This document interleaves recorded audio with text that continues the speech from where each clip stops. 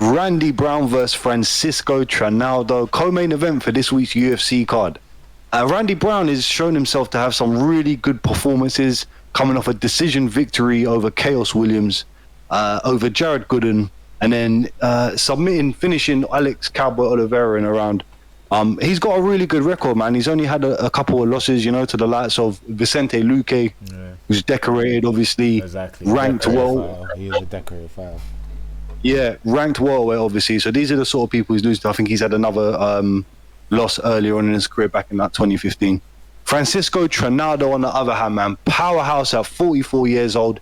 The age doesn't mean a thing, man, because in all of his last 5 fights, being an old man, he's dragging these young fighters into dogfights, beating them up, hurting them, rocking them. Look what he done to Danny Roberts in his last fight. Yeah. He made him do the Amir Khan chicken dance, with him numerous times. And obviously 5'8", shorter fighter in the welterweight division, but he's able to edge the distance slowly in these fights and then start finding home to his power shots. He's technical, he's accurate as an older fighter. The only thing he lacks is a little bit of output as the fight goes on. In the third rounds of his fights, he sort of slows down a little bit with his movement, but despite the age, man, he's still very dangerous, able to close the distance and beat up a lot of his, younger opponents. Look what he done to Jay Herbert, knocked him out cold in a war where he showed his chin as well. That's another thing. 44-year-old, we see him take bombs. Yeah, his chin is amazing. He's able to survive them and continue on to obviously put his opponents under some real pressure. One observation from Randy Brown that I want to make, man, in a lot of his fights, looking at his last fight against it wasn't Jared Gooden. Who did he have in his last fight again? Jared Gooden was his second to last fight. His last fight was Chaos Williams. Chaos Williams, yeah. And he got hurt numerous times in that fight, right? He got caught off being clumsy. He's tall, he's rangy, he's able to control the distance with his feet, but when it comes to mid-range and inside fighting, man, he shows a lack of defense. He gets clipped with a lot of shots. He's a bit clumsy in the Jared Gooden fight as well. Eating a lot of those leg kicks, he was all over the place. His legs will fall off from underneath him, and those are the red flags for me for Randy Brown in any fight, man. But for the most part, I do see him outpointing Trinaldo. I do think Trinaldo's going to drag him into a little bit of a dogfight. And Brown might be able to get the finish here because of some of the pot shots with his legs, the surprising front kicks to the face, head kicks and so on and so forth. He might be able to hurt Trinaldo with an accumulation as he keeps him at bay. But I think the best way to go with this one is Randy Brown points. I think Trinaldo is going to hit him with some big shots on the inside. He's going to rough him up. But I think for the most part, Brown will survive. And then in the second and third round, start to put his work together and outpoint Trinaldo 2-1. Randy Brown decision is what I'm going with. But I think it's a dangerous one. He needs to be careful because Trinaldo can put out his lights. I think Brown's a bit chinny. I think you were saying as well. He looks like he can't really take a shot, man. And it's true. You start whacking him to the legs, hitting him with overhand shots, and he crumbles. He falls to the canvas. And he's always stumbling. He survives. He gets up.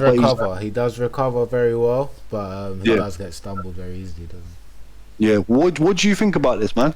Yeah, this fight's going to be a proper close one, man. Francisco is very powerful even for the 44 years old. He comes in very explosive, and I think you said it. You said it correctly when you said 2-1, because the first round, I reckon Francisco will take it easily. He'll come in explosive, and that's when he can get the KO on Brown.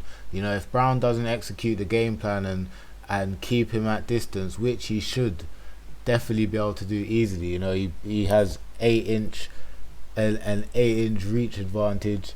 He has 5.5 over him on leg reach. With the jabs and the kicks, which we've seen him throw, where he did break his toe, them kicks, he can keep him at a distance and damage him in the process. But if he lets Francisco inside, boy, Trinaldo's gonna give him he's gonna give him that overhand right, and he's gonna definitely give him some work in that distance.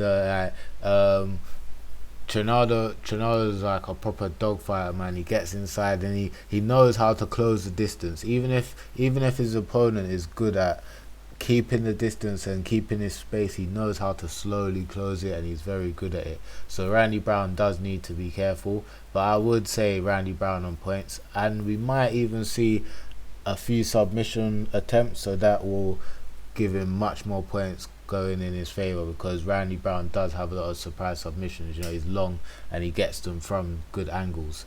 So I was thinking the same, you know, because of the height difference, right? Because of the height difference, you might be able just to, in some of those dirtier close exchanges, the messy exchanges, you might be able to wrap up Trinaldo, trip him, and then maybe lock something in. But yeah, man, Brown definitely maybe gets the stoppage late.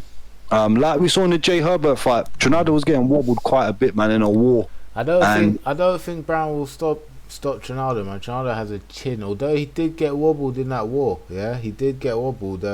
He still recovered and he still was swinging.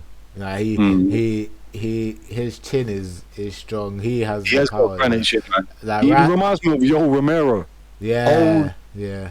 You know, he looks like him, but he's like made of iron. You know. But yeah, both of us going with Randy Brown, and what we think is going to be an amazing fight, man. I think it's going to have a lot of action. Let us know who you think is going to win in the comment section below. Like, subscribe. We'll be back to break down the rest of this card.